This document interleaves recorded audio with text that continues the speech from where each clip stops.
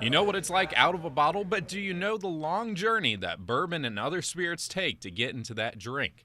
I traveled to a local distillery to see the science of distillation in this week's Moment of Science.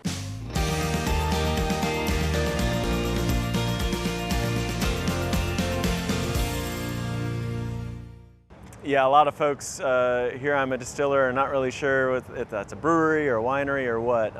What we do here is real similar to making a beer, but we take that beer and then actually separate through distillation the alcohol from the beer. Got some ethanol spirit coming through one of the plates in our column. Chris Jude is the head distiller at Highwire Distilling, known for their bourbon, which begins its journey as corn. Here at Highwire, we're using 100% Jimmy red corn. It's an heirloom red corn that actually originated right here in Charleston County. A half ton of this corn is ground down to what essentially is grits and then added to water to this tank, which heats the slurry. This will make the yeast job easier to convert the sugar into alcohol down the line.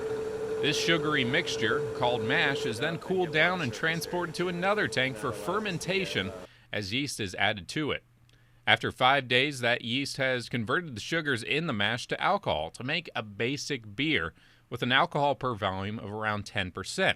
This makes for a very strong and overall not tasty beer, but nowhere close to the 40% range expected in a spirit.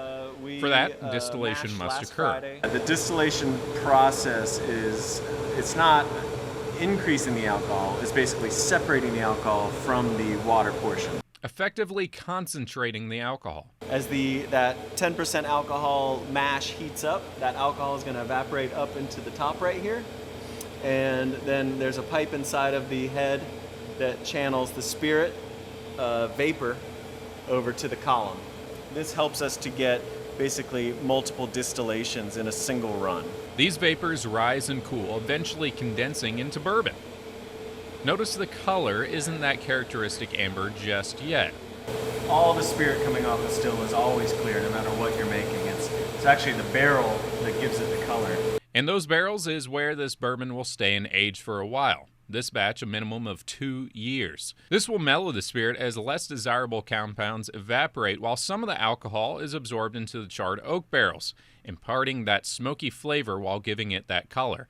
This is nearly the end of the journey as the barrels are tapped, the bourbon bottled, and then poured for you to enjoy, neat, on the rocks, or in a cocktail. A long journey from grain to glass. For this week's Moment of Science, I'm Storm Team 2 meteorologist David Dixon.